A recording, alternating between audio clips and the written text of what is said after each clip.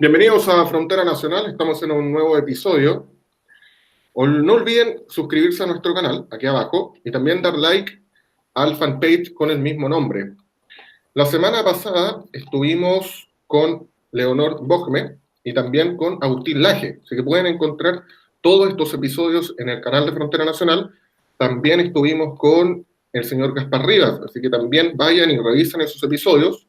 Estamos con un nuevo copanelista, que es Cristian Bañares, y el día de hoy vamos a estar con Jorge Zamora, un gran invitado que hace mucho tiempo queríamos entrevistar y saber un poco más de sus percepciones que ha tenido de la política y de ciertas cosas que son bastante interesantes. Él nació en Chuquicamata en 1967, es licenciado en Arte de la Pontificia Universidad Católica, profesor, diseñador, músico. Actualmente es miembro y fundador de el movimiento Chile Digno, que pretende buscar la unidad del país lejos de los sistemas de división, llamados izquierda-derecha. Ya hemos tenido 3 entrevistados que nos hablan de estas situaciones, pero este es bastante particular porque tiene unos pensamientos que van más allá de la política, y eso es lo que nosotros queremos, con mucho respeto, lograr abstraer para ustedes. Bienvenidos a Christopher y a nuestro invitado Jorge Zamora. ¿Cómo están?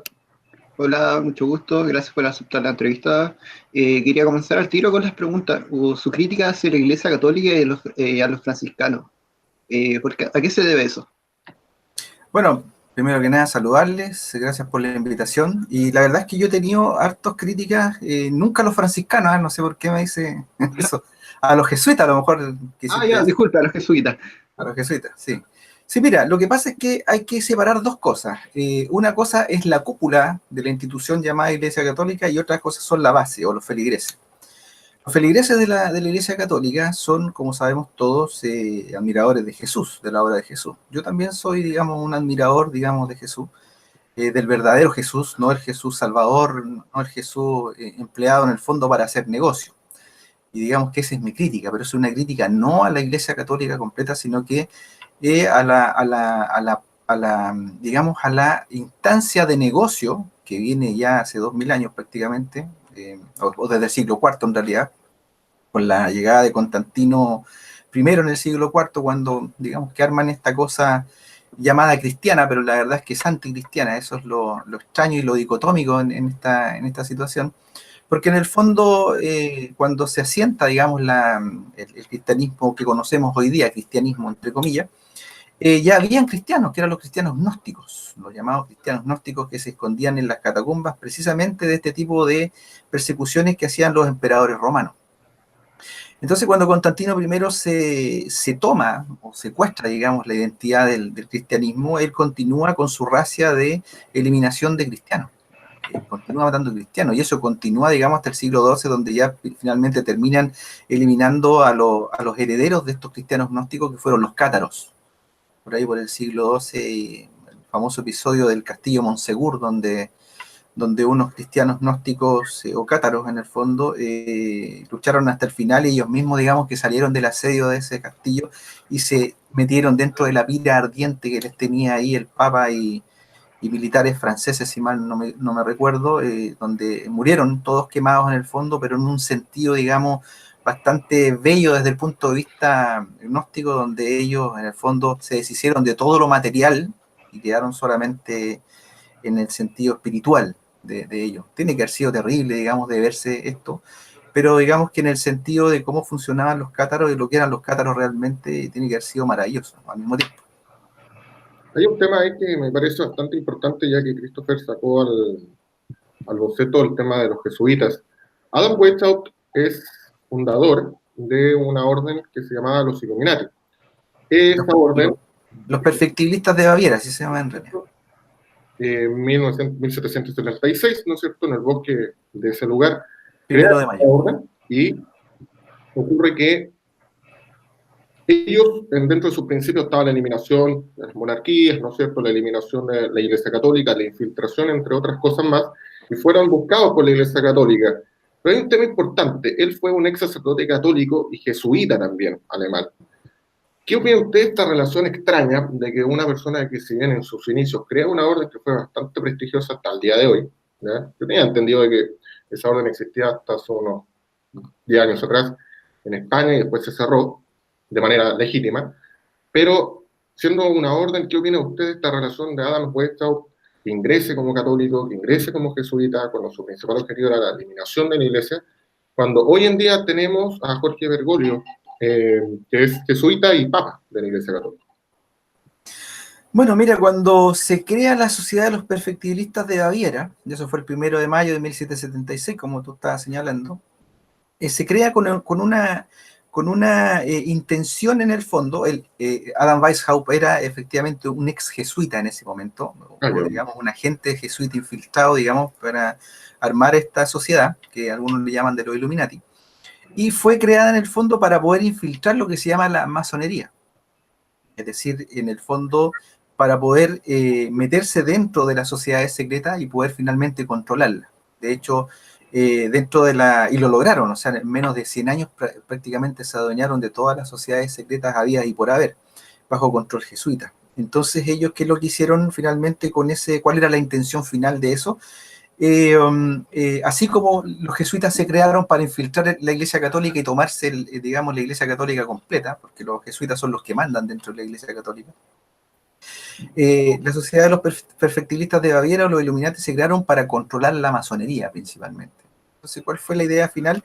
Crear y mantener a la masonería como una cantera en el fondo de presidentes y primeros ministros a futuro.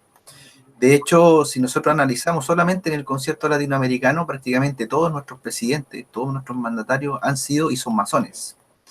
Ahora, eso nuevamente vuelvo a dejar claro que esto tiene que ver con cúpulas. Yo siempre estoy hablando en contra de las cúpulas, no de las bases. En la masonería yo tengo amigos masones, no hay ningún problema, igual que las bases de la Iglesia Católica. El problema siempre es arriba. Arriba siempre ocurre una especie de inversión, siempre ocurre que la cúpula termina atornillando al revés de lo que se dice en las bases. Por poner un ejemplo, en la Iglesia Católica se dice que es cristiana, digamos que todo se basa, digamos, en la enseñanza de Jesús, pero arriba son un grupo de satanistas, pero redomados, es decir, en el fondo ellos no están, en el fondo, haciendo ningún trabajo por Jesús, sino que simplemente culto solar, culto a Saturno, neto, que lo podríamos llamar una especie de satanismo en el fondo, en el sentido de que son finalmente personajes muy poderosos que están contra el espíritu atrapado en la materia, por decirlo de alguna manera. Me he dado cuenta que la Iglesia Católica tiene muchas conexiones con el ocultismo y el paganismo primitivo de romano, y mezcla lo que es la cultura egipcia y romana dentro de su cúpula. De hecho, como usted también lo dice en los videos, hay un obelisco en la plaza. El de Amen-Ra, y es el original. ¿El original de Egipto? Es el original, exacto. De hecho, cuando se instaló allí, que no recuerdo exactamente cuál fue el año, pero fue hace mucho tiempo atrás, ya centurias atrás, el Papa hizo que lo trasladaran porque estaba en otro lugar y nadie quería mover ese obelisco. Entonces el Papa sacó una especie de bula pontificia en donde amenazó a todos los trabajadores que tenían que hacerlo, y si lo rompían en el traslado, los iba a castigar a todos severamente. Finalmente se trasladó el obelisco, se puso donde estaba, salió todo bien, todos felices, y el Papa finalmente los bendijo, pero eso finalmente deja claro que ese obelisco no es cualquier cosa, es una cosa absolutamente importante en el fondo para los satanistas o los adoradores de Saturno en el fondo que están ahí. Bueno, Amen-Ra obviamente es el dios Sol, es uno de los tantos nombres que tiene el dios solar, que viene a ser el demiurgo para los gnósticos, que viene a ser en el fondo Jehová, Yahvé o Alá para los musulmanes, en el fondo el dios de la dualidad, el dios del mundo material, en el fondo. El comandante en jefe, como le decía por ahí, me acuerdo de un video que vi de, ¿cómo se llama este personaje? Cantante norteamericano de country, no de country, sino que poeta. Un video por ahí andaba, decía que había vendido su alma al diablo. Él decía, el comandante en jefe. Bueno, ya me voy a acordar del nombre del cantante. A lo mejor ustedes se acuerdan. De música country. No es tan country. El Bob Dylan, ahí está. Ahí está, Bob Dylan. Premio Nobel también. Claro. Ah, perdón. Premio Nobel también. Claro, él dice que todo lo que ha logrado en su vida fue gracias a un trato que hizo con el comandante en jefe, con el dueño de este mundo. De hecho, la misma fiesta de Navidad viene del Sol Invictus. Claro, esas son las Saturnalias. Las Saturnalias, culto a Saturno. La Navidad es culto a Saturno total. De hecho, el el famoso árbol de Navidad que nosotros instalamos es la pirámide con la estrella arriba con el ojo que todo lo ve. Sigue siendo exactamente lo mismo. No cambia. Lo que pasa es que nos cambian la figura. Fuera del programa lo estábamos conversando, son las figuras, pero nos cambian el sentido, siguen siendo las mismas figuras en el fondo. Sí, porque yo estaba hablando en ese momento del sol negro, que representaba el sol apagado que usted se refería. Claro, el sol apagado, es que hay dos conceptos, que está el sol apagado en el fondo que de los nazis, del espíritu, digamos, de la parte espiritual nacionalsocialista, y está el sol apagado del culto a Saturno. Como yo te decía, por ejemplo, los mapuches utilizan la estrella de 8 puntas, que al mismo tiempo es la imagen de Ishtar Inanna o de Astarte. Pero los mapuches no son adoradores de Ishtar, entonces estamos hablando que es la misma figura, pero son dos conceptos completamente diferentes. Es como la misma svástica, está representada. Exacto, la suástica, por ejemplo, claro, la suástica original que tiene más de 10.000 años de antigüedad, que lo usaron inclusive los hinduistas, representa al mundo material, al mundo, el sentido de estrógiro, digamos, del sentido de las manecillas del reloj, el mundo material. Y los nazis que hicieron la pusieron hacia el otro lado, al sentido leógiro, en el fondo, para representar el mundo espiritual, en contraposición, digamos, al combate del mundo material, porque digamos que en alguna parte los nacionalsocialistas intentaron tratar de rescatar este mundo de la locura del mundo material, que después ya se pudrió todo finalmente al final en la cúpula. Siempre las cúpulas terminan mal por alguna razón.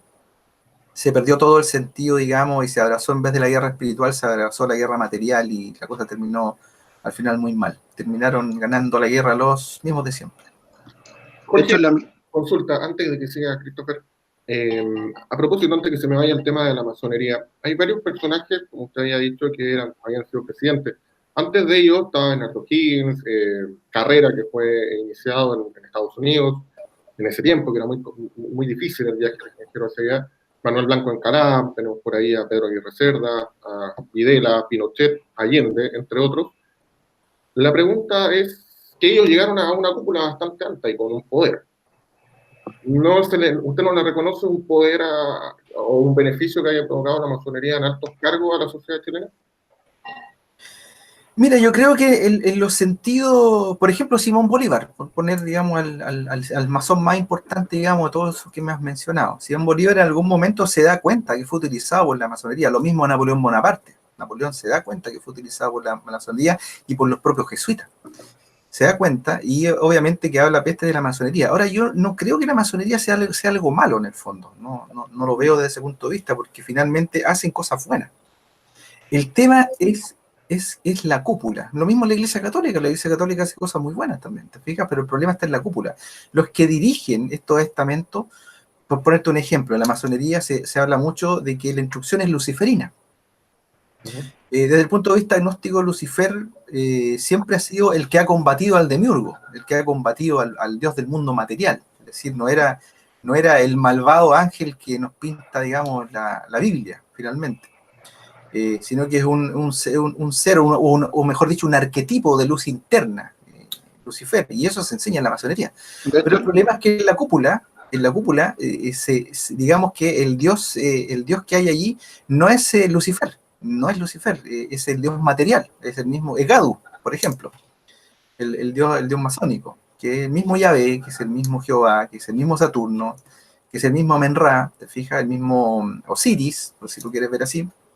Entonces, y por lo tanto, los que están arriba dejan que las bases hagan cosas buenas, pero cuando llega el momento, ellos finalmente toman el control. Por poner un ejemplo, Napoleón Bonaparte, en algún momento de la historia, siendo masón y controlado a través, y amigo personal de Adam Weishaupt va y le habla en la oreja a Napoleón y le dice: oye, ¿por qué no secuestras al Papa? ¿Por qué no lo secuestras? Y le dice: bueno, ¿y qué saco con secuestrar al Papa? Le dice: no, es que así tú te das un golpe de timón si quieres ser emperador en el fondo de Francia, y emperador de Europa si quieres, en cierto sentido, das un golpe de timón y de pasada haces que se restituya, para cobrar el rescate del Papa, haces que se restituya, digamos, a los jesuitas de la Iglesia Católica, que tomen el pleno poder, y de esa forma te ayudamos a gobernar el mundo, por verlo de alguna forma. Y efectivamente fue así. Napoleón finalmente secuestra al Papa de la época, Y la comisión pide que se restituya, digamos, al jesuitismo que había sido, digamos, disuelto dentro de la Iglesia Católica, y pone a los jesuitas como jefes máximos de la Iglesia Católica. Y después, cuando ya Napoleón estaba, digamos, moribundo en la isla donde lo tenían recluido, víctima de la sífilis, porque de sífilis murió Napoleón, él dice claramente que fue utilizado por los masones y por los jesuitas principalmente, que son los jefes de los masones. De hecho, volviendo a la masonería, su misma simbología entre las piezas de ajedrez en el piso, como blanco y negro, ya están jugando con el ocultismo. Es dualidad. Digamos que son las dos energías bases de este mundo, que son, siempre lo he dicho, la eléctrica y la magnética. Por eso que sus templos tienen los pilares Jaquín y Boaz. Ahí están las dos energías en el fondo que mandan en este mundo. Y no solamente en este mundo, digamos que en el pléroma, que se llama el mundo espiritual. Lo que pasa es que la diferencia está que en el mundo unitario, en el mundo espiritual, ambas energías son complementarias, trabajan juntos. En el mundo material o en el mundo de la dualidad, estas energías luchan entre sí, luchan. Una trata de sobreponerse sobre la otra, y de ahí se crea, digamos, lo que es la dualidad, y es por lo que estamos peleando. La dualidad es la izquierda contra la derecha, es los homosexuales contra los heterosexuales, el hombre contra la mujer, lo blanco contra lo negro, el Barcelona contra el Real Madrid, lo que ustedes quieran. Todo es dualidad en el fondo, es un sistema que hace que nosotros estemos constantemente peleando entre nosotros para que nunca logremos la complementariedad, por ejemplo, que propone el yin y el yang, por ejemplo. Divide para gobernar, dicen algunos. Divide et impera, en el latín. Bueno, eso es el sistema, y los romanos lo tenían sumamente claro. Nosotros, por ejemplo, hoy día hablamos mucho de la élite que nos gobierna y todo eso, pero es el mismo Sacro Imperio Romano que sigue gobernando. Lo que pasa es que ha ido mutando y cambiando el nombre y las formas y los grupos de poder, pero siguen siendo exactamente lo mismo. Volviendo al tema del Vaticano, ¿cuál es su conexión con los Rothschild?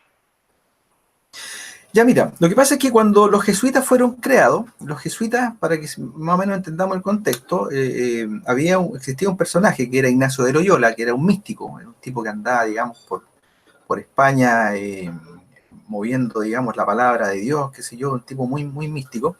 Y en algún momento de la historia, digamos que el poder fáctico de aquella época, que provenían principalmente, obviamente, de la Iglesia Católica, pero había un poder, digamos, que estaba ahí haciendo una pugna con la Iglesia Católica, que es el poder de lo que se denomina la nobleza negra.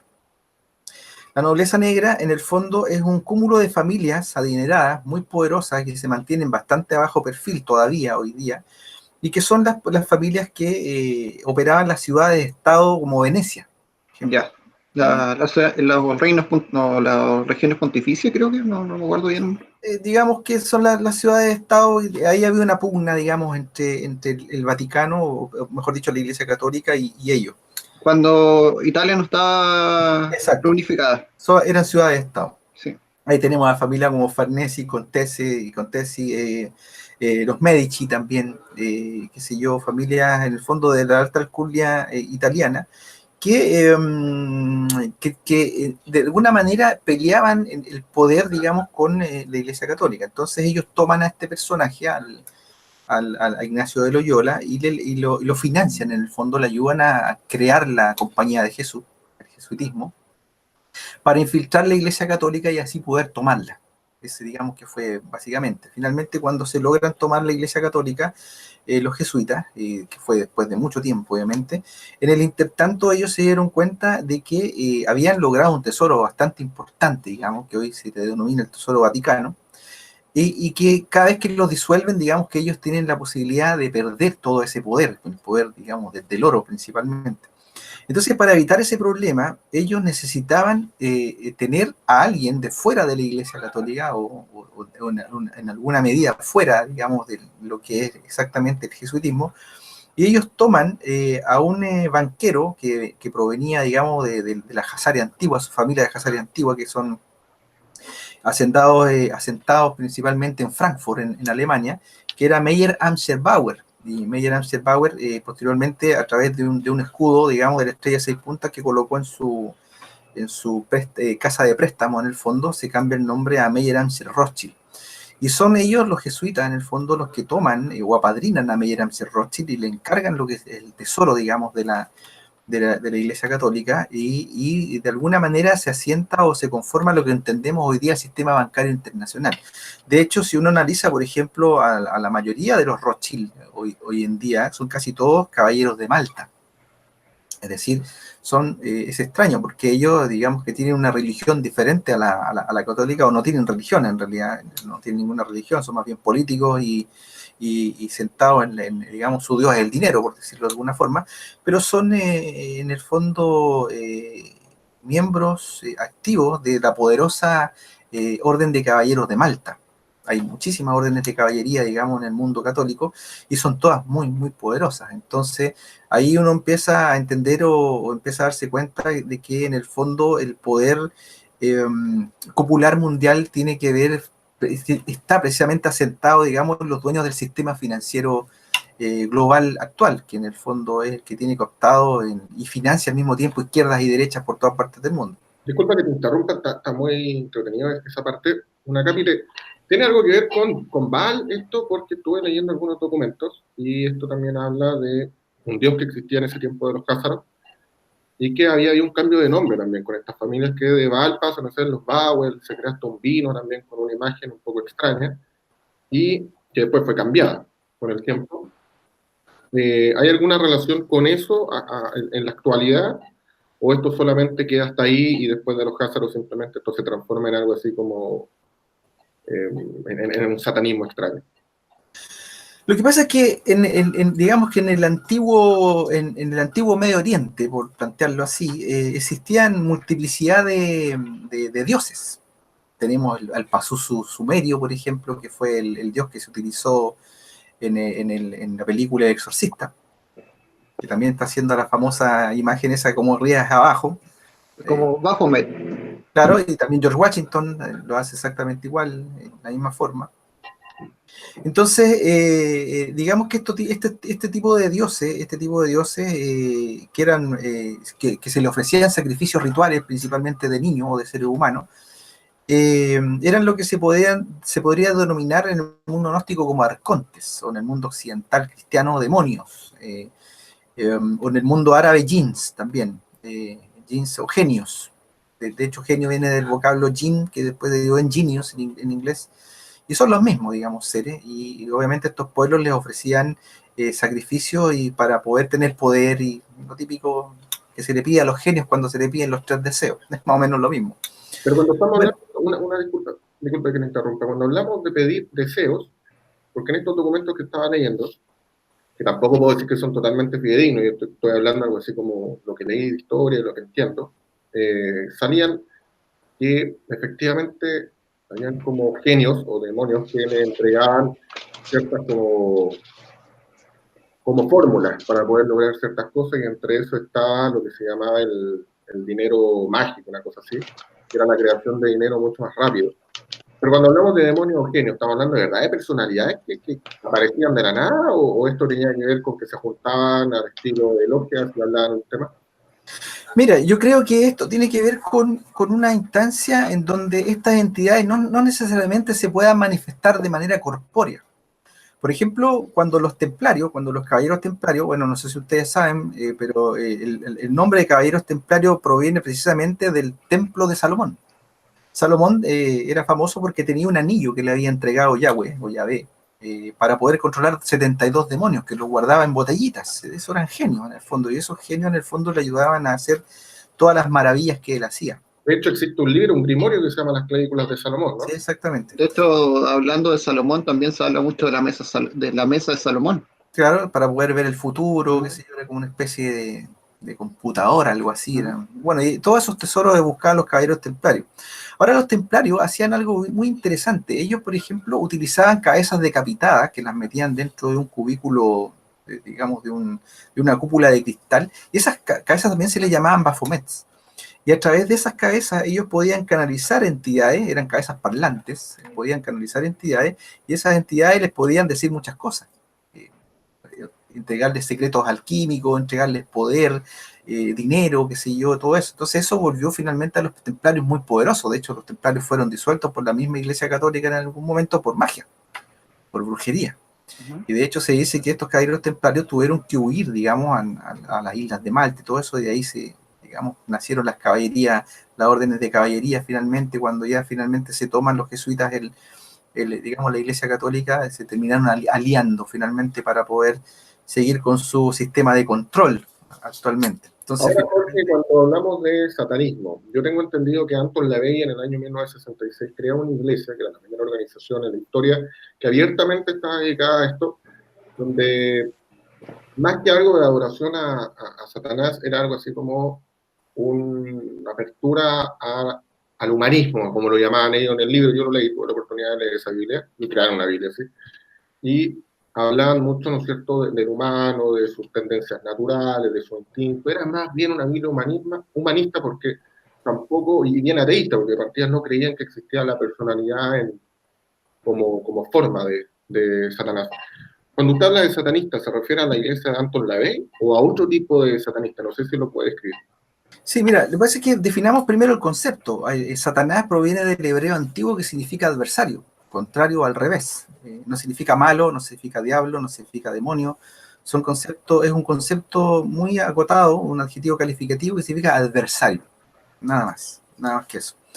Entonces los satanistas, desde el punto de vista, digamos, de la opresión del espíritu en el mundo material, vendrían a ser aquellos que no quieren que los espíritus se liberen, o las conciencias, digamos, atrapadas en los humanos, se terminen liberando. Entonces las cúpulas, digamos, de los estamentos religiosos actuales, empresariales, qué sé yo, industriales, de las grandes corporaciones, son todos satanistas, es decir, son personajes que se dedican a los rituales mágicos con estas entidades llamadas arcontes, genios, como tú le quieras llamar, y cuyo fin último es controlar las mentes de los seres humanos, mentes en alguna medida entregadas por este mismo Dios mental, una especie de, digamos, de control colectivo mental para que las conciencias nunca despierten.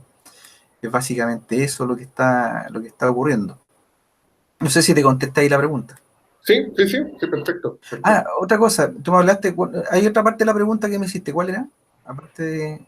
Lo que pasa es que cuando hablamos, como le decía, hay una parte se entiende por satanismo, o sea, de manera oficial la iglesia. me hablaste de Anton LaVey, ahí me acordé. Claro. Ya mira, Anton LaVey no es una iglesia satanista, la de Anton LaVey. Porque tal y como tú lo estás planteando, tiene inclusive más que ver con liberarse. Sí, exactamente. ¿Te fijas? Entonces no es una iglesia satanista. Lo que pasa es que, ahora, no estoy diciendo que la iglesia de Anton LaVey sea algo bueno. Fue un volador de luces que salió en la década de los 60. ¿Para qué? Cuando se instala la iglesia de Anton LaVey, y haciéndonos creer que ese es el satanismo, era para ocultar que la iglesia católica era el real satanismo. La cúpula de la iglesia católica, ese es el real satanismo. Entonces fue muy conveniente la salida de Anton LaVey porque la gente empezó a creer que este era el verdadero satanismo, y no, es el de la iglesia católica, ¿te fijas? Porque ellos son en sus cúpulas los que están adorando a Saturno. De hecho, cuando lo conversábamos recién, cuando el Papa sale al balcón a hablar ahí ante la multitud, tú te encuentras con el falo de Amen-Ra, o sea, el falo de Osiris ahí puesto, el obelisco instalado sobre la estrella de 8 puntas de Ishtar Inanna, haciendo un acto sexual o un choque, digamos, interdimensional entre el inframundo y el mundo material, ¿te fijas? Entonces, ellos son los verdaderos satanistas. El tema es que la gente, en algún momento necesitaban que la gente creyera que el satanismo era algo más bien de Walt Disney World como el de Anton LaVey, pero ese no era el satanismo. El satanismo no tiene iglesia visible, lo que hace son pequeños grupos en el fondo en cúpula, industrias, religiones, son pequeños grupos en el fondo que son todos adoradores del culto saturnino en el fondo, encubierto, y que se dedican a hacer sus negocios y a hacer sus sacrificios rituales, matan gente, matan niños, beben sangre, una locura. Una locura, pero existe. Otro tema, me di cuenta que usted tocó los templarios. O sea, los templarios serían como los papis de los jesuitas. En cierta medida tiene que ver, porque todo finalmente,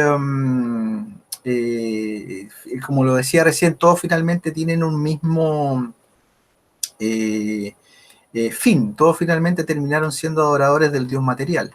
Así que hoy día tenemos muchísimos grupos de poder, estamos hablando de la Trilateral, estamos hablando de las órdenes de caballería, estamos hablando del CFR, el Consejo de Relaciones Exteriores, la Round Table, que es la mesa redonda, estamos hablando del Club de Roma, estamos hablando del Club Wittenberg, estamos hablando de jesuitas, estamos hablando de, qué sé yo, del Opus Dei, estamos hablando de de la Watchtower, que controla a los testigos de Jehová, etcétera, etcétera, etcétera. Y finalmente en las cúpulas de todas esas organizaciones son todos amigos, todos son, digamos, pertenecen exactamente al mismo culto, que es de adoración solar. Ya, y o sea, el objetivo de ellos, bueno, el mismo $10 lo dice, el nuevo orden mundial. Mira, yo ahí discrepo. Yo creo que no es un nuevo orden mundial, es un nuevo desorden mundial. Porque ellos gobiernan a través del caos. De hecho, su lema es orden Orden en caos. en el caos, exactamente. A ellos no les sirve el orden, les sirve el desorden. De hecho, por ejemplo, cuando vemos a personajes como George Soros financiando izquierdas por todas partes, o vemos a los Rockefeller que financian las derechas por todas partes, y los Rockefeller y los Soros son amigos, tú dices, pero a ver, ¿qué pasa acá? O sea, familias millonarias, o los Rothschild también, obviamente, familias millonarias que financian ambos lados. Entonces, ¿para qué? Simplemente para que nunca gane ninguno de los dos, para que estén en constante conflicto, caos. Esa es la apuesta de ellos juegan al caos. Ese es su negocio, por lo tanto lo que se viene no es, bueno, no que se viene, ya está ya. No es el nuevo orden mundial, es un desorden. Bien, Las inmigraciones, todo lo que estamos viendo, los desastres, los cambios, estas cosas extrañas de que el país más rico de Latinoamérica, que es Venezuela, la gente esté muriendo de hambre, es parte del caos, digamos, que tienen ellos instalado para que los pueblos estén siempre distraídos y nunca puedan salir adelante. A propósito de esta división, vamos un poco al tema político.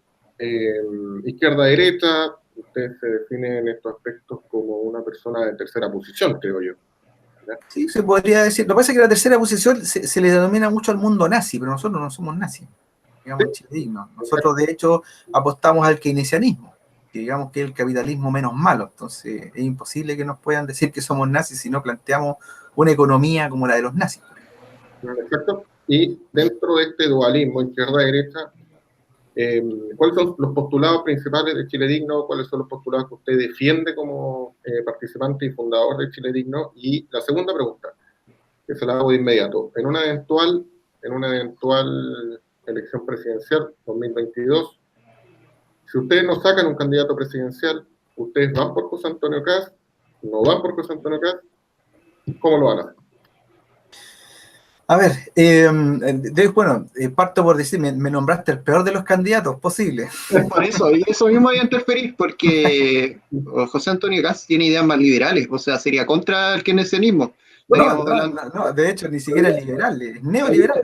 Lo digo en el sentido de que por el otro lado va a tener a Beatriz Sánchez, entonces no sé. Claro, pero mira, interesante la pregunta que me estás haciendo porque hay que definir algunas cosas. Mira, en Chile Digno nosotros nos definimos sin izquierdas ni derechas porque hemos entendido de que es un sistema dualista. Digamos, de lo que te hablábamos anteriormente, es un sistema en el fondo de división humana en donde tienen a la persona eligiendo un lado o el otro, pero los que controlan los dos lados son exactamente los mismos. No hay diferencia. Aquí estamos hablando del poder financiero global. Ellos son los que están. Por eso es que ocurre esta cosa tan extraña y que a mucha gente le cuesta entender. ¿Cómo es posible que un tipo que tiene casi 20.000 millones de dólares como George Soros financie la izquierda? No tiene sentido, salvo que él sea dueño de la izquierda.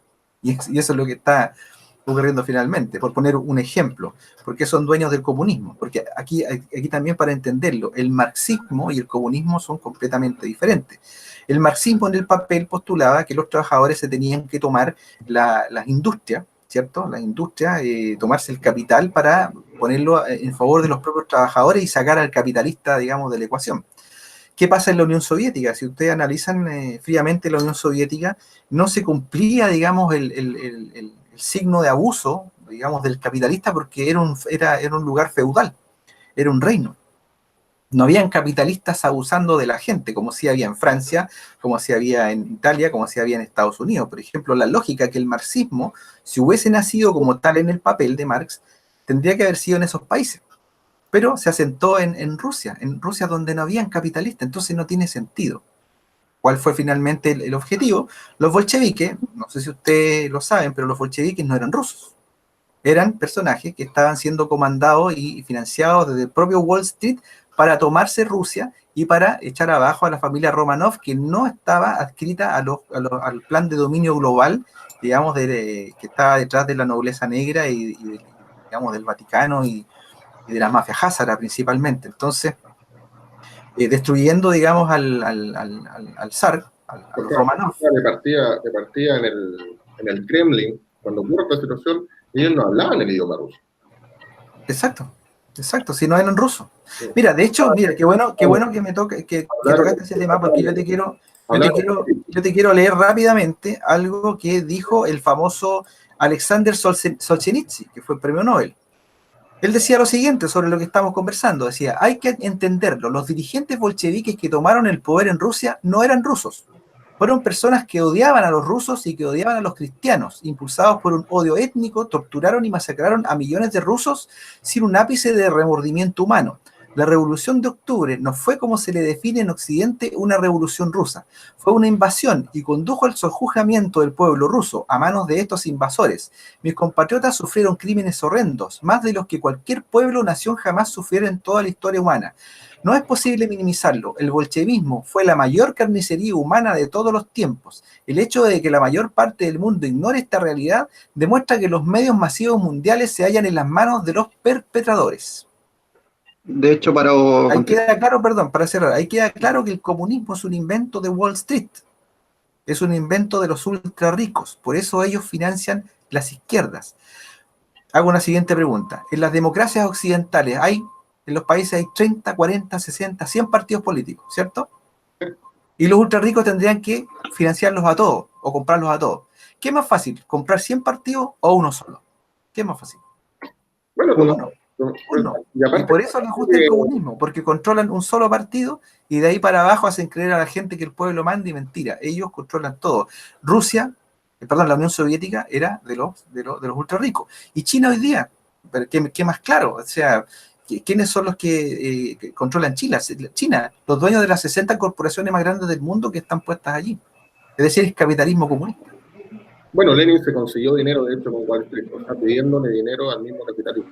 Exactamente. ¿Y cómo ve la figura de Rasputín ahí, dentro de los zar? Mira, Rasputín era un personaje que yo no sé si es cierto, no lo he investigado tan acuciosamente, pero una vez conversando con Jorge Guerra, no sé si lo conocen ustedes, un investigador español que hace hartos años atrás nos dimos cuenta que los dos hablábamos de que los jesuitas estaban mandando esta cosa, hicimos un programa juntos, inclusive en algún momento, y con él conversando, hay algunos antecedentes por ahí no confirmados que Rasputín era un jesuita, digamos, infiltrado, digamos, dentro de la familia de Romanov para poder mantenerla en control. Ya después, cuando lo terminan asesinando, obviamente, y Nathan Rothschild, que era el patriarca de los Rothschild, que juró matar a la familia Romanov, digamos, ya después de eso, empezó la maquinaria, digamos, de los Rothschild para poder derribar a los zares e instalar, digamos, el falso marxismo o el comunismo que finalmente terminamos viendo en la Unión Soviética. Pero extrañamente Rasputín estaba en contra de la guerra, de hecho por eso lo quisieron matar, y aparte que era como, tiene una visión antiglobalista de la época. Es muy probable, yo no lo he investigado muy en profundidad a Rasputín, de hecho ese antecedente lo conversamos muy a la pasada, me acuerdo esa vez con Jorge Guerra, pero sí, de hecho no todos los que están dentro de la iglesia y son jesuitas son malos, de hecho, por ejemplo, o digamos malos entre comillas, de hecho en el mundo hay cerca de 50.000 jesuitas, y no podemos decir que todos están conspirando contra la humanidad. O sea, nuevamente, es una cúpula, son muy poquitos los que están haciendo esto. Jorge, ¿cuáles son las diferencias ideológicas o en principios con movimientos que son muy parecidos a usted? Por ejemplo, el jefe político de MSP, Gaspar Rivas, que tiene una primera tendencia bastante clara, muy parecida a la de ustedes, Acción Identitaria, que si bien no ha sido muy mediático, pero tiene más o menos la misma idea, izquierda-derecha y su anulación. Y por el otro lado, Chile Digno, que ha estado súper bien y han estado trabajando de manera constante y de manera voluntaria. Yo no he tenido la oportunidad de conversar con gente de Acción Identitaria, pero más o menos lo que se ha visto en fanpage, sí con ambos movimientos, Chile Digno y MSP. ¿Qué nos hace diferente a ustedes y cuáles son los próximos objetivos que van a tener como movimiento? Mira, yo creo que lo que nos hace diferente es en el fondo que nosotros no somos tan utilizadores de la palabra nacionalista, ni de la palabra, ni de los conceptos obvios que usualmente utilizan las personas que se identifican con lo patriótico. No son tan fascistas. Es claro que, mira, ahí ocurre algo bien curioso. El fascismo, el totalitarismo, es una instancia donde un gobierno controla todo. Eso es el totalitarismo, si lo queremos ver así. Cuando tú analizas, por ejemplo, el comunismo, es totalitarista, lo que estamos conversando recién. Cuando tú ves al neoliberalismo actuar a través de estos oligarcas, Mate, Angelini, como pasa aquí en Chile, que controlan todo y hacen lo que quieren, y están matando hasta dirigentes, como lo estamos viendo hoy día, porque claramente aquí este poder, digamos, totalitarista es el que está matando gente. Tú te das cuenta en el fondo que tanto el comunismo como el neoliberalismo son totalitarismos. Entonces a mí me choca un poquitito el tema de decir que estamos más cerca de un fascismo, ¿no? Porque a nosotros no nos interesa el totalitarismo como Chile Digno. A nosotros como Chile Digno nos interesa que los chilenos nos gobernemos a nosotros mismos. Y ojalá sin ideologías extranjeras. Eso es como lo principal y tal vez es lo que más nos está diferenciando en alguna medida. Es decir, nosotros queremos encontrar las instancias en donde las personas, los chilenos, en el fondo, encuentren la instancia de gobernarse a sí mismos. 3.000 millones de dólares anuales que nos están robando en el mar gracias a la ley de pesca. También, 7 grupos o familias, 7 grupos económicos. ¿Te fijas? Entonces, nosotros como Chile Digno no estamos por una autarquía total, pero sí queremos en el fondo potenciar con todo ese capital, porque Chile es riquísimo, con todo ese capital, devolver lo que se llama la industria nacional, por ejemplo. Una industria nacional completamente destruida a partir de la llegada del neoliberalismo de la mano de Milton Friedman y obviamente de lo que dejó instalado el propio Pinochet, los famosos 11 pilares. ¿Te fijas? Se han quedado prácticamente con todo. Es decir, y por ejemplo, José Antonio Kast, que tú me lo preguntaban recién como candidato, él es partidario de que se lleven Codelco. Y aquí ocurre algo muy extraño. Él dice, Codelco es ineficiente, Codelco es una carga, entonces, ¿qué se roba en Codelco? Entonces, no sé si me entienden. O sea, nosotros como chilenos somos dueños del 20% del cobre chileno. El otro 80% se lo roban, literalmente se lo llevan en camiones, trenes y barcos, se lo llevan, se lo roban. ¿Te fijas? Entonces, tú no puedes como candidato, entre comillas, nacional, da lo mismo si eres de izquierda o de derecha, no puedes como candidato decir, ya que nos roban el 80%, que nos roban el resto también. Es decir, eso es lo que está promoviendo José Antonio Kast. Entonces, desde ese punto de vista, para nosotros, José Antonio Kast no es ninguna alternativa de gobierno. Miren, con respecto a Beatriz Sánchez, que ustedes también me lo estaban preguntando, yo fui parte integrante también del Frente Amplio y fui presidente regional del Partido Poder Ciudadano, el Partido Poder que está dentro del Frente Amplio todavía. Y en una oportunidad, en una sobremesa, conversando con Beatriz Sánchez, le hice una pregunta de que por qué en esa famosa sitio web donde nos preguntaba a todos nosotros respecto de que el Chile que queríamos, porque nunca se nos preguntó, por ejemplo, con respecto al cobre, si lo queríamos renacionalizar. Porque esa opción no estaba. Las opciones eran dos, dejar todo tal y como está, o 7% de royalty. Entonces a mí digamos... Es que el 7% de royalty es de las Fuerzas Armadas solamente. ¿Perdón? El 7% del royalty es solamente para las Fuerzas Armadas. No, ese era el 5, ese era el 5. No. Aquí no, era otra cosa. Ya. Era 7% para los chilenos.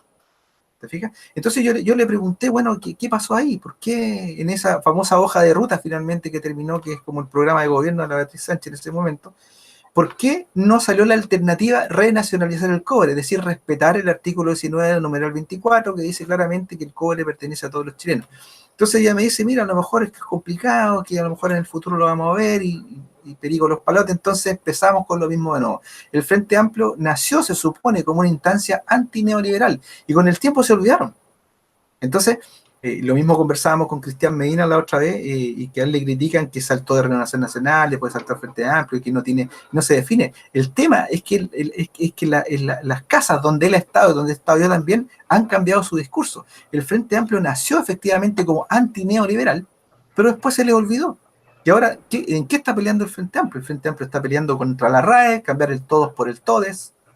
¿Te fijas? Está peleando por la ideología de género, está peleando por el feminismo, pero y las cosas reales, es decir, el robo de la educación, el robo de la salud, el robo del cobre, el robo del litio, no es ni pío. Usted mismo dijo, ahí está metido George Soros, de nuevo. Exacto, George Soros financiando a Giorgio Jackson, digamos, principalmente.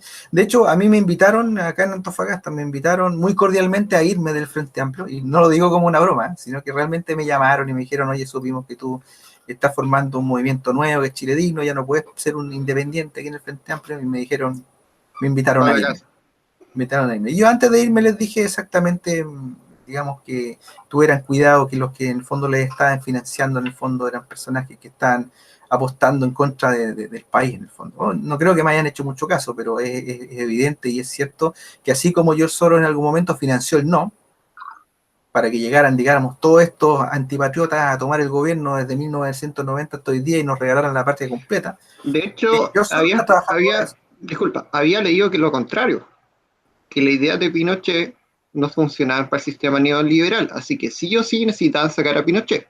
De hecho, por eso las familias poderosas de Chile votaron por el sí, les convenía sacar a Pinochet del poder. Lo que pasa es que era más, no era tanto que les conveniera sacarlo, sino que es mucho más factible ejercer el robo del país bajo una fachada de democracia que bajo una fachada de dictadura. Es más, no sé si me lo entiendes. Por ponerte un ejemplo, entre los gobiernos de la Concertación, por poner un ejemplo a lo mejor muy extraño, entre los gobiernos de la Concertación han muerto a 16 mapuches. En los gobiernos de Piñera, solo 2. No sé si me entiendes.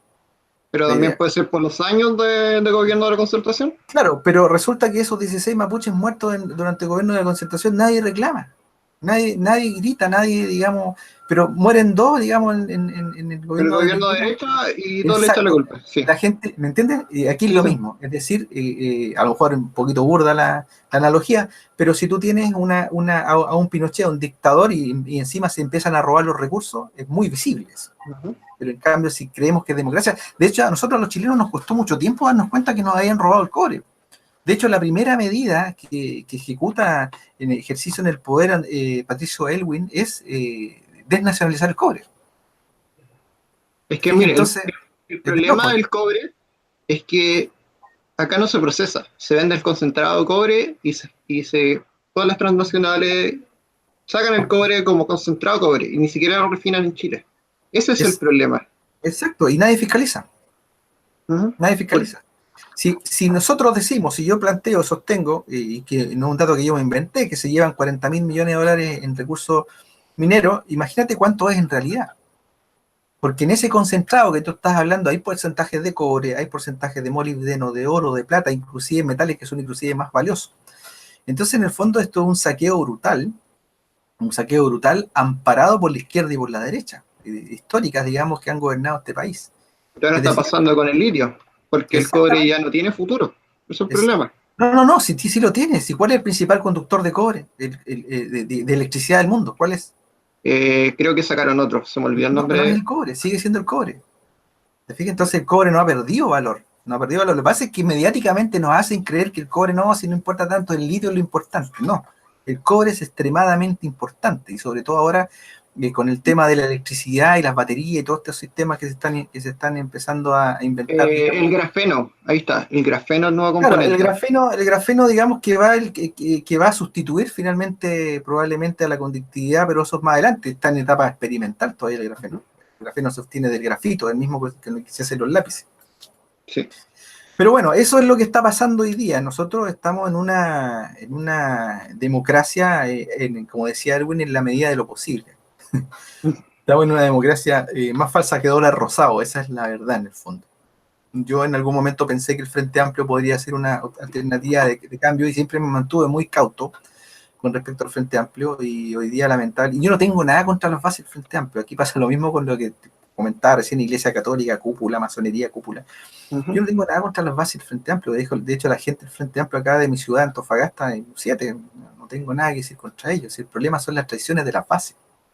Y las traiciones de las cúpulas. Y de hecho, esta cúpula ya traicionó a las bases. No sé si ustedes se acuerdan cuando quedó solamente Guillé con Piñera en el balotaje final. Se hicieron comunales en todo, a través del Frente Amplio en todo Chile, y cerca de 26.000 personas votaron por no apoyar ni a Guillé ni a Piñera. Y eso le regaló la elección a Piñera. Claro, pero eso se fue lo que votaron los bases, ni Piñera ni Guillé. ¿Y qué hicieron las cúpulas del Frente Amplio? Jackson, Boric, Lavea y Mayol. Todos votaron por Guillé. Piñera. No sé qué decir Piñera. No, todos votaron por Guillé. Yo creo para que no saliera Piñera, esa era su políticamente le salía más beneficioso votar por la derecha para destruir la nueva mayoría. Es que la nueva mayoría ya se mató sola, si ya no existe. Pero Por ya eso es que, para por matarla eso que- como por la eso es que separación hoy del de la día, ADC. por eso es que hoy día digamos, los náufragos de la nueva mayoría están tratando de meterse en el Frente Amplio. Porque finalmente el Frente Amplio es para eso, para que sea la nueva mayoría 2.0. Ahora, ojo, lo que estaba señalando recién, ahí queda claro de que las cúpulas del Frente Amplio no escuchan a sus bases. Porque si las bases dijeron no a ninguno de los dos candidatos y terminan en bloque, digamos, la cúpula del Frente Amplio votando por uno, claramente es que no están escuchando a las bases. ¿Y por qué Y lo mismo hace Chile? la UDI, lo mismo hace el Partido Comunista, lo mismo hacen todos, ¿no? Quería Ah, preguntarle sobre por qué Chile Digno dijo que era keynesiano. ¿Qué tiene contra Bob Mises? ¿Por qué no tomar la idea de la libertad económica? Miren, lo que pasa es que para que entendamos esto, el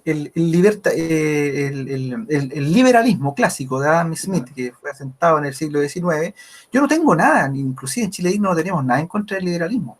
El problema fue lo que se construyó después, que Ah, es el ya. neoliberalismo, que es la tradición total y absoluta de los postulados liberales. Porque el liberalismo te dice que tienes que ser libre de emprender, que no tienes que tener un Estado en el fondo totalitario que te ahogue, te fijas, el libre mercado, etcétera, etcétera. Pero cuando tú empiezas a analizar lo que es el neoliberalismo, te das cuenta que no existe el libre mercado. Es que ese es un capitalismo de amiguitos. Es un capitalismo de amigos gigantes, grandes, digamos, de poderosos. Entonces, lamentablemente, yo no estoy contra el liberalismo, estoy contra el neoliberalismo, que es diferente. Ahora, keynesiano, ¿por qué? Keynes en algún momento ese fue el sistema que, digamos, levantó al mundo después de la Segunda Guerra Mundial. Y Keynes lo que postula es muy simple, es decir, operemos el liberalismo, operemos el capitalismo, pero pongámosle un freno a través del Estado, del poder del Estado, que es el poder de los ciudadanos. ¿Para qué? Para que los grandes avaros y oligarcas no se terminen adueñando de todo. ¿Qué hicieron estos bandidos? En algún momento, a fines de los 70, principios de los 80, se crearon una crisis global, una crisis económica global, y le echaron la culpa al Estado. ¿Te fijas? Echaron la culpa al Estado, es decir, para sacarlo de la ecuación y poder implementar lo que se llama el neoliberalismo, es decir, un Estado pequeño, ojalá completamente desaparecido, donde el mercado, según ellos, se termine regulando solo. Y este mercado que ha hecho finalmente, ha fagocitado la economía mundial a través de la utilización de la propia China. ¿Te fijas? Por eso es que capitalismo y comunismo salvaje al final terminan trabajando juntos. Entonces, finalmente, el neoliberalismo se ha convertido en la tradición completa y total y absoluta del liberalismo clásico, así como el comunismo es la tradición absoluta del marxismo original. ahora con respecto a Keynes, cuando él propuso que el gobierno sustituyera la demanda de la sociedad mediante un gasto público, yo creo que olvidó pensar que ese dinero tenía que ser sacado de algún sitio, de algún lugar. ¿Ya? Solo con eso ya es suficiente para demostrar que la teoría es un poco errónea. Esto es una opinión personal que también le quiero hacer la consulta a propósito de esto. Porque al final ese dinero puede salir solamente de tres lugares. Y en la crisis actual de los tres se han exprimido al máximo. Esto es una realidad empírica de los países europeos. Ahora, se puede imprimir, por lo que no solamente con eso no va a producir un crecimiento real, sino que va a disparar la inflación y se van a provocar distorsiones en esta estructura productiva que no va a llegar a nada, es como una forma de burbuja, por decirlo así. También se puede sacar de los impuestos del contribuyente, lo que va a aumentar, ¿no es cierto?, el gasto público, y al final va a deprimir, ¿no es cierto?, todo lo que tiene que ver con el consumo privado. Y en tercer lugar, puede financiarse con la famosa deuda pública, que nosotros sabemos perfectamente lo que pasó con Bachelet, con el gasto público que provocó, y que ahora si Chile quiere, bueno, aparte de la deuda que ya tenemos, se paga recién el próximo año, donde para que nosotros podamos pedir préstamos, los bancos internacionales nos van a cobrar una mayor cantidad de interés. Y también eso nos deja, ¿no es cierto?, en un riesgo económico bajo su estructura. Con lo que la hipoteca, con lo que claramente nuestra hipoteca, el futuro se redirige al poco crédito disponible hacia el Estado, para que la gente entienda esto como el manzano. Que esto al fin y al cabo lo que ataca son a familias y empresas. Pero nosotros sabemos también de que las micro y medianas empresas son el motor de nuestra economía. Chile. En esta ocasión, entonces, las cosas fueron peor porque muchos estaban llegados al borde de la quiebra. Veamos a Argentina o veamos casos de Europa, generando fuertes tensiones económicas internacionales que ya están ahí. Y de a poquito, ¿no es cierto?, han tenido que salirse del tema de la deuda y todo lo demás. Que si no hacen, sino posponer la recuperación, al fin y al cabo, de agravar toda esta crisis. ¿Qué opina usted respecto a esa situación porque es una realidad empírica. ¿Cómo usted, si fuera, hagamos política ficción como lo hemos hecho con otro invitado, cómo usted solucionaría la situación económica si es que no funcionara el sistema keynesiano como no ha funcionado en otros países, si usted fuera presidente? Mira, en primer lugar tenemos que entender algo. El sistema mundial en este momento está basado en el dólar. Ese es un tema. En el año 1971, Richard Nixon, a través de una cadena nacional, quitó, digamos, al dólar la posibilidad de convertirlo en oro. Es decir, eliminó el patrón oro, porque ahí ocurrió un asalto global, digamos, que el oro que había de muchas partes del mundo, en Fort Knox principalmente, fue robado literalmente, y actualmente quedamos con un sistema basado en el dólar que es simple papel pintado. Ese dólar, ese dinero no vale nada, en el fondo, es una mentira. Y es el que se basa principalmente el sistema económico en prácticamente todo el mundo. Entonces, por ejemplo, el Banco Central chileno, que no es chileno, es un banco central, digamos, operado desde la City de Londres, los Rothschild finalmente están detrás, y pasa lo mismo con Argentina, con México, etcétera, etcétera. Por eso es que AMLO, en el fondo, el propio Trump, difícilmente van a ser una alternativa de cambio, porque los dueños de esos bancos centrales no son el pueblo, no están en el poder ni siquiera del presidente, está en manos de los dueños del sistema financiero global. Entonces, finalmente, ¿qué es lo que está pasando? Nosotros para emitir dinero necesitamos dólares, comprar dólares. Y en ese sentido, digamos que estamos bastante amarrados y es bastante difícil operar una economía diferente de la que ellos están postulando. Nosotros estamos tomados literalmente del cuello. Pero, por ejemplo, Ahora, si Chile eso es lo que veníamos. Podían tomarse ideas más liberales, pero con ideas nacionales. exacto. Mira, por poner un ejemplo, tomar los 216 mil millones de las pensiones e invertirlos en obras viales en Chile, por ejemplo. Es que eso sería prácticamente financiar política. Pero mira, te lo doy como ejemplo. Un tren absolutamente moderno que esté desde Arica hasta Puerto Montt cuesta cerca de 15.000 o 20.000 millones de dólares. La plata que nos tienen capturada estos bandidos de la AFP son 216 mil millones de dólares, ese dinero de más. Y ese dinero que no queda en manos de una multinacional. O sea, digamos, esa instalación no queda en manos de una multinacional, queda en manos del Estado de Chile. Y todo lo que se pague en pasajes se reinvierte en las mismas pensiones. Pero para colocar un sistema como el que usted quiere, sería como un estilo de capitalismo de Estado. Habría que destruir el Banco Central al final, ¿o no? Bueno, es que ese es el gran problema. Nosotros no somos dueños de nuestra moneda. El problema es que, mira, y aquí viene algo que es fundamental y que es un tema de discusión interna que todavía no hemos hecho en Chile Digno, que es el tema de la moneda soberana. La moneda soberana, para que se entienda, es una moneda en el fondo que es acuñada y es emitida por el poder del propio pueblo, basado principalmente en lo que debiera ser realmente lo que realmente crea riqueza, que es el trabajo. El trabajo y la creatividad de los pueblos, no el oro. Ahora, el dinero, ojo, el dinero tiene que fluir. El dinero tiene que fluir. Pongo el siguiente ejemplo. Un río es el dinero. Ese río va bajando, ¿cierto? Va bajando y a los costados del río va floreciendo, crece la vida. De pronto un capitalista pone una represa y junta el dinero. ¿Qué pasa con el río de ahí para abajo? Se muere. Se seca y se muere toda la vida. Exactamente pasa eso. ¿Te fijas? Los capitalistas, los que son dueños del sistema, en el fondo ellos saquean, oprimen países y toman todo ese dinero y lo guardan en paraísos fiscales. Mi estimado, una capital de eso. ¿Qué opinas? Antes de que ya nos queda muy poquito tiempo, pero para ir cerrando la pregunta a Christopher y luego vamos viendo. Para ir cerrando, ¿qué opina usted de China? China, porque China, si bien tiene un sistema que ya no marxista como estructura, dictatorial, pero ellos también integraron el sistema neoliberal a sus zonas económicas especiales. Y ellos han sido la potencia que ha sacado más gente de la pobreza en el mundo gracias a este sistema neoliberal. ¿Qué opinan ustedes? Mira, de hecho David Rockefeller en sus memorias, a Mao Zedong lo felicita por el experimento chino. Jinping. Claro, exactamente, lo felicita. Y uno dice, a ver, pero ¿cómo uno de los tipos más millonarios del mundo felicita a un comunista? Entonces ahí tú empiezas a dar cuenta, y vuelvo a lo que había comentado anteriormente, el comunismo es un invento de Wall Street.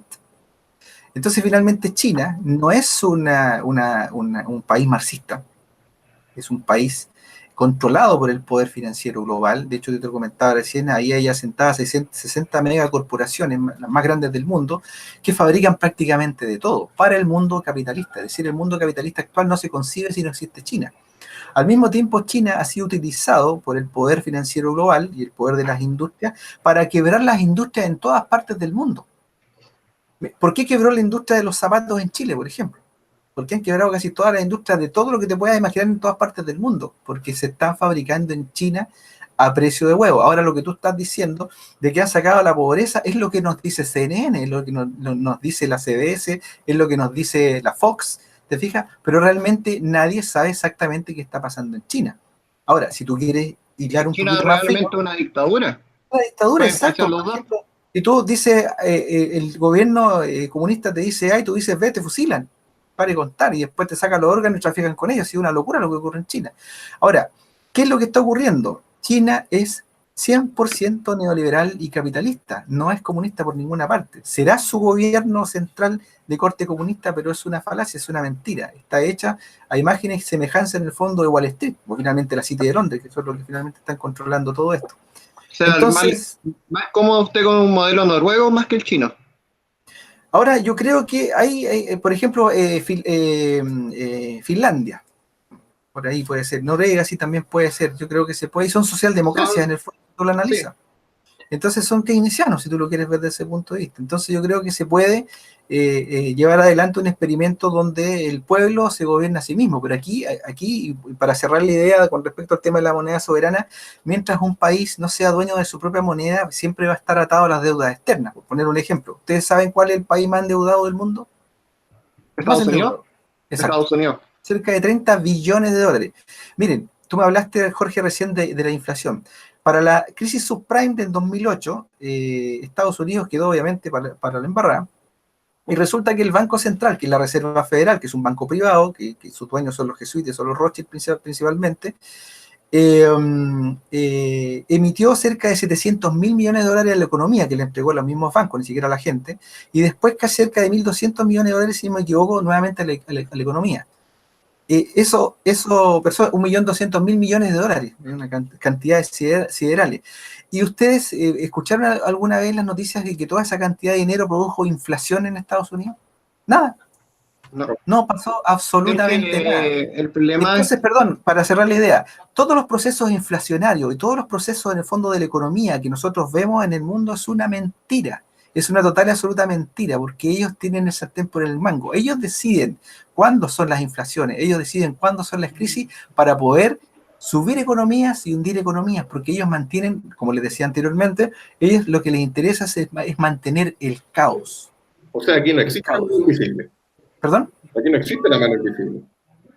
Hay una mano invisible, completamente invisible, pero ¿a qué voy yo? Que en el fondo la economía no es una ciencia. La economía simplemente es dirigida por esa mano invisible que tú estás diciendo, y ellos deciden cuándo son las crisis y cuándo no. Debió haber habido inflación con esa cantidad de dinero que inyectaron en Estados Unidos cuando estaba hundido, y no pasó nada. Nada. Entonces siguen imprimiendo dinero en Estados Unidos. Siguen imprimiendo dinero y no pasa nada. De hecho, por la misma razón, Alemania quiso retirar su oro de los Estados Unidos. Y por eso Nixon salió en la tele diciendo que ya no se puede, que ya no es necesario. Y los acuerdos de Bretton Woods, posteriores a la Segunda Guerra Mundial, dejaron atrás el patrón oro y colocaron el patrón petrodólar, es decir, amarraron el dólar al petróleo. Y siguieron controlando ellos mismos. Si esto es una locura, ahora nos están ofreciendo monedas virtuales. El Bitcoin. Exacto, y otras más. ¿Quiénes son los dueños de Internet? Ellos mismos. Entonces nos están haciendo creer que las monedas virtuales son libres de los bancos, que están preocupados. Mentira, son ellos mismos para después sacar los famosos chips que nos van a querer poner en la mano. Bueno, el chip ya está puesto, porque lo tenemos todo en la mano, acá está. De hecho, en Suecia ya se está usando el chip en la mano entre el índice y el pulgar. Sí, pero ya lo tenemos, acá está, en la mano. Entonces, ¿de qué se trata todo esto? Estamos hablando de poderosos señores en el fondo que están constantemente engañándonos, están constantemente engañándonos con la economía, con la cultura, con la sociedad, con la religión, con todo. Entonces estamos, digamos, frente a verdaderos genios en el fondo del engaño, unos maestros brutales del engaño, y es muy difícil salir, digamos, de de su influjo. De hecho, AMLO ahora, López Obrador, ahora en México, que asumió hace poquito el sábado, mucha gente en México cree que es la salvación, pero resulta que no va a tocar el sistema de dinero deuda. Es decir, el Banco Central va a seguir gobernando detrás de ellos, es decir, los Rothschild van a seguir haciendo lo que ellos quieran. De hecho, detrás del propio López Obrador estuvo Soros. Los mismos personajes siempre se Son repiten. los mismos personajes siempre, exactamente. Siempre se están repitiendo. Christopher, vamos con tu pregunta y luego cerramos. Porque el keynesianismo, extrañamente, todos los países que usan el keynesianismo no están dentro de los top 10 de libertad económica. Y no son los países más ricos. Porque los que arman los top 10, los que arman la revista Forbes, los que deciden quién es millonario, quién no es millonario, quién es presidente y no es presidente, son los adoradores del sistema neoliberal. Obviamente que nunca van a permitir, ni van a asumir, ni van a admitir que hay un sistema que es mejor. Es tan simple como eso. Por ejemplo, ¿por qué los Rothschild no salen en la Forbes? ¿Te fijas? Son los dueños de Fox, son los dueños de CBS, son los dueños de Reuters, son los dueños de todos los sistemas de comunicación. Ellos crean la realidad, ellos deciden qué ves tú, qué sabes tú, qué no sabes tú. Estandarizan los medios. De hecho, hay un video de Estados Unidos que hablaba los medios y repetía la misma frase de todos los programas. Claro, y ni siquiera contratan si es cierto o no. Por ejemplo, Reuters fue la primera agencia de noticias que se compraron los Rothschild hace mucho tiempo atrás. Y Reuters es tan prestigiosa, entre comillas, que ellos sacan una noticia y nadie la chequea, todos la repiten. Todos la repiten, simplemente. Crean la realidad. Son creadores de realidad, en el fondo. Mentiras, obviamente, pero ellos a través de eso van controlando todo. Así es como nos hemos enterado después a través, digamos, de las redes sociales, principalmente, como los atentados de París, por ejemplo, fueron montaje, o los atentados de Boston en Estados Unidos fueron montaje. Digamos, prótesis, sangre falsa, etcétera, etcétera. Eso no quiere decir que el terrorismo sea real. La misma muerte de Bin Laden. Exacto, Bin Laden también era un mujahidín, pagado por la propia CIA, entrenado, digamos, y la familia Bin Laden eran socios en el negocio del petróleo con los Fuchs. Es decir, son todos, esto es una cofradía en el fondo de ultra ricos que hacen lo que quieren y para abajo nos engañan como quieren. Sí, la pregunta es respecto a estos bancos centrales que estaban entre ellos antes de Irak, ¿no es cierto? Estaba Sudán, estaba Libia, todos estos bancos, actualmente Siria. ¿Usted cree que cualquier país que saque los bancos centrales va a terminar siendo invadido, una situación como esa? Bueno, de hecho, el hecho de que un país pretenda moneda soberana significa guerra contra los Rothschild, guerra contra el sistema. De hecho, Abraham Lincoln en su momento y el propio John Kennedy, que firmó la resolución 11.110, que le quitaba la potestad de imprimir dólares a la Reserva Federal para pasarle al Estado, digamos, norteamericano, al poder del pueblo, los asesinaron. Gaddafi exactamente lo mismo. Es decir, Gaddafi, por el solo hecho de haber tomado el petróleo libio y usarlo en su propia gente y proponer en la ONU el G100, es decir, ya como el G7 y el G20, los países más poderosos no nos toman en cuenta, creamos el G100 y creamos nuestra propia moneda. Lo sentenciaron de muerte, lo satanizaron, lo convirtieron por sus mismos medios, que son de ellos, estamos hablando de los mismos, CNN, qué sé yo, Reuters, lo demonizaron, lo satanizaron y lo terminaron destruyendo, y democratizaron, entre comillas, a Libia, y ahora está endeudada con Banco Central Rothschild, le roban el petróleo, etcétera, etcétera, etcétera. Extrañamente ahora tenemos la disputa en Siria entre Estados Unidos y Rusia. Mira, yo tengo una opinión muy particular con respecto a Siria. Yo creo que Bashar al-Assad es parte del sistema. Yo creo que es parte del sistema. El tema es que existe una agenda, que es la agenda de reducción de población, en donde la guerra tiene que ser constante. La guerra no está hecha en el fondo para ser ganada ni por A ni por B, está hecha para que nunca se termine. Y dentro de esa agenda de reducción de población, obviamente la guerra es muy importante, las enfermedades son importantes, el aborto libre es importante. Por lo tanto, todo lo que apoye y sirva para reducir población es muy importante. Por eso, y eso también alimenta mucho la venta de armas, que son también exactamente los mismos dueños. Entonces, por poner un ejemplo, hay un atentado en Siria, le echa la culpa a Bashar al-Assad, que fue el mismo que atacó a su propia gente, lo inventan así los medios de comunicación, va a Rusia, va a Francia, va a Gran Bretaña, va a Estados Unidos y atacan, y resulta que después nos enteramos que destruyeron escuelas, destruyeron hospitales, mataron niños, mataron ancianos, y resulta que tienen las armas de precisión más precisas, por valga la redundancia, del mundo. No se pueden equivocar y resulta que se equivocan destruyendo hospitales y escuelas. Es lo mismo que pasa en el conflicto con Palestina. Exacto. De hecho, no sé si ustedes lo saben, pero jamás, se supone de los palestinos fue una creación del mismo Israel. Es de ellos. Y lo confesó Ron Paul, un ex senador norteamericanos, y lo pueden buscar por YouTube y ponen Hamas, digamos, no de los palestinos, y eso claramente. Ellos financiaron y crearon Hamas, finalmente, para crear el conflicto. Es decir, tú para poder vender armas a ambos lados de cualquier conflicto necesitas un cuco. Hoy día es el terrorismo. ¿El terrorismo de quién es? No de los musulmanes. Musulmanes, cristianos y judíos vivieron cientos, si no miles de años juntos, ningún problema. ¿Cuándo aparece el terrorismo? Cuando aparece principalmente las potencias como Inglaterra empiezan a invadir Medio Oriente. Ahí aparece. El ISIS me da risa porque de repente apareció con todas las camionetas Toyota nuevas y con armamento norteamericano. Exactamente, ellos son financiados. De hecho, la Hillary Clinton, no sé si ustedes supieron de unos correos que estuvo comprometida en campaña, que ya ahí estaba la prueba de que ellos financiaban al ISIS. Pero en esos mails habían hasta casos de pedofilia del que estaba metido Hillary Clinton. Exacto, sí, ella es de la élite, de esta élite satánica en el fondo que sacrifica niños y bebe sangre, esa locura que yo les estaba comentando, que no es ninguna locura, de verdad. ¿El 11 de septiembre también tendría alguna creación?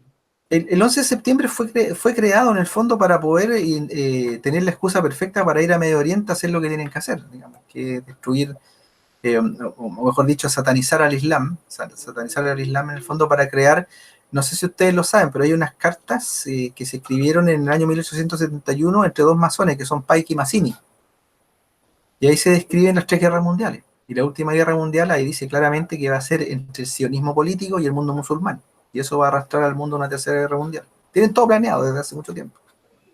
Maravilloso, ha sido encantadora esta conversación porque hemos tocado de todo. Sí, de la metafísica a lo político. Sí. Hemos partido desde lo inicial hasta ahora, así que es increíble. Jorge Zamora, entonces, como ustedes ya saben, es profesor, diseñador, músico, miembro fundador, integrante del movimiento Chile Digno, y lo que pretende es buscar la unidad del país lejos del sistema izquierda-derecha. Muchas gracias, Jorge, por estar con nosotros. Muchas gracias, Christopher, también. Muchas gracias. Podría durar bastante más la conversación, pero lo vamos a tener sí o sí en otra oportunidad. Muchas gracias, Jorge. Ok, muchas gracias por la invitación, chiquillos, Jorge y Christopher. Creo que estuvo muy buena la conversa, así que cuando quieran, simplemente nos ponemos de acuerdo y volvemos a conversar. Un abrazo. Bueno, que estén muy Muchas bien. gracias, hasta luego.